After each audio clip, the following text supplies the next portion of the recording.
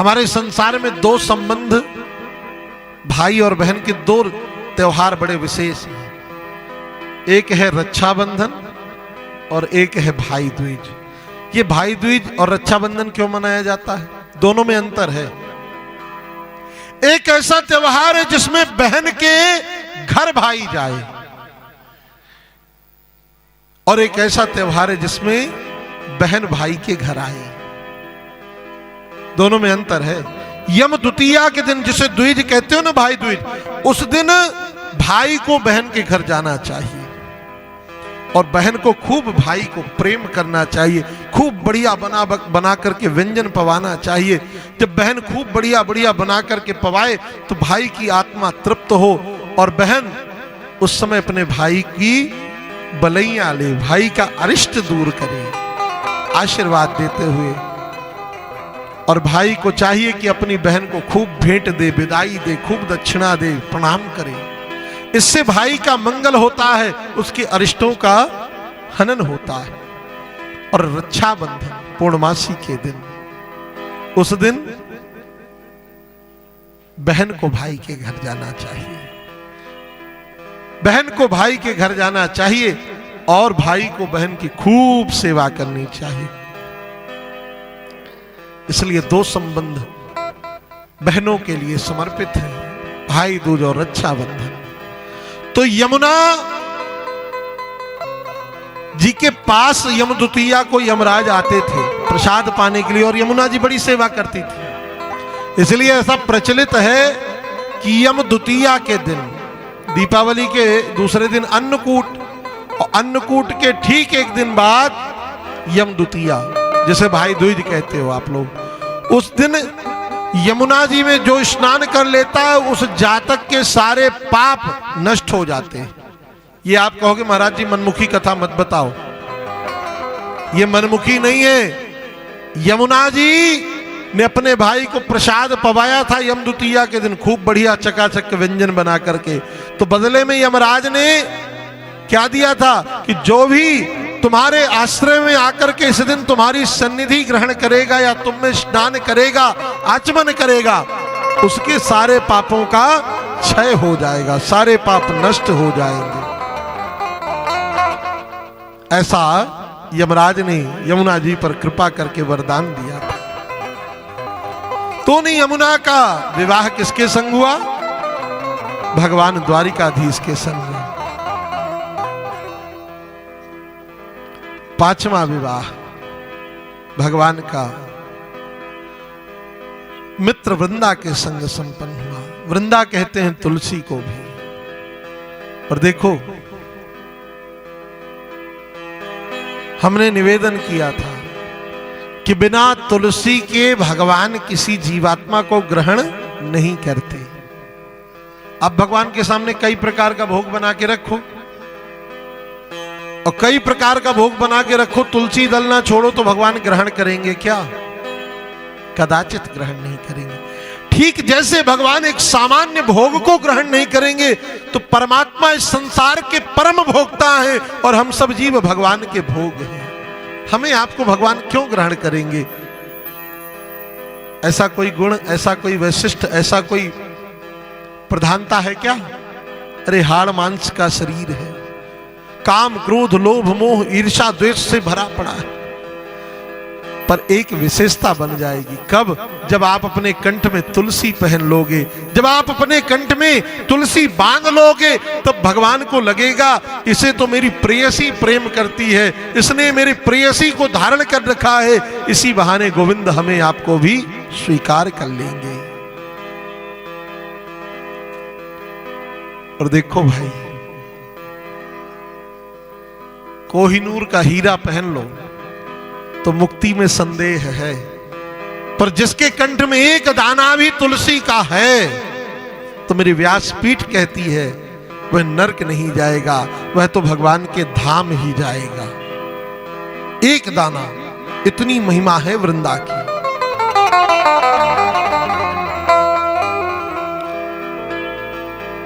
एक बार तुलसी के काष्ठ में कोई पवित्र अवस्था में रह करके और तुलसी के काष्ठ में भगवान ठाकुर जी के लिए खीर प्रसाद या कुछ भी व्यंजन बना के भगवान का भोग लगा दे एक बार, तो स्कंद पुराण में लिखा 10,000 वर्ष तक के लिए परमात्मा संतुष्ट हो जाते हैं।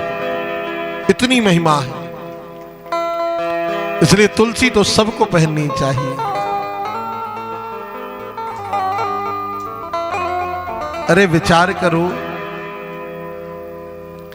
कि संस्कार होता है तो संस्कार में तुलसी क्यों छोड़ते हो? इसीलिए छोड़ते हैं कि जीते जी ना सही, पर मृत्यु के बाद भी यदि तुलसी का आधार मिल गया तो ये नरक ना जाए, ये भगवान के धाम ही जाए। इस प्रकार भगवान का 5वां विवाह मित्र वृंदा के संग संपन्न हुआ। 6वां विवाह नग्नजिति के साथ। 8वां विवाह भगवान का राजांद्री देवी नाम की एक पराक्रमी महिला है, उनकी बेटिया का नाम है भद्रा। तो 7वां विवाह भद्रा के साथ और 8वां विवाह भगवान का लक्ष्मणा के साथ। भगवान के मूल विवाह 8 हुए। एक भौमासुर नाम का असुर है, उसने 16,100 राजकन्याओं को बंदी बना लिया। उस भौमासुर का संकल्प है कि जब यह कन्याएं 20,000 हो जाएंगी तब एक साथ एक मुहूर्त में इन कन्याओं के संग पानी ग्रहण कर लेंगे। उन कन्याओं ने सूचना भेजी गोविंद के पास। गोविंद ने चढ़ाई कर दी, और जब गोविंद ने चढ़ाई कर दी तो जीत करके 16,100 राजकन्याओं को मुक्त कराया। और 16,100 राजकन्याओं से मुक्त हुए जब भगवान वह कन्याएं, तो उन कन्याओं ने कहा कि गोविंद अब हमें कौन स्वीकार करेगा।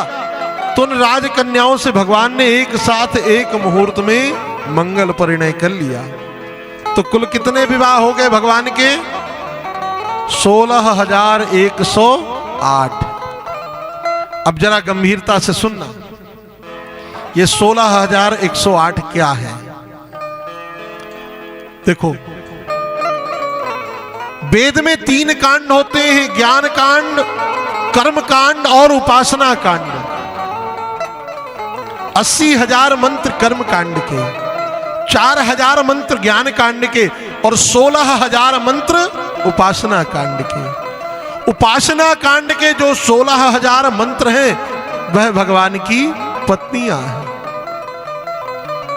और वेदांत में 100 प्रकार के ऐसे उपनिषद हैं जिसमें विशुद्ध कृष्ण भक्ति का प्रचार प्रसार है।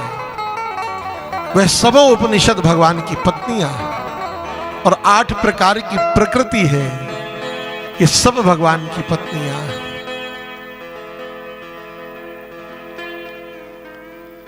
बड़ा सुंदर परिवार है भगवान का।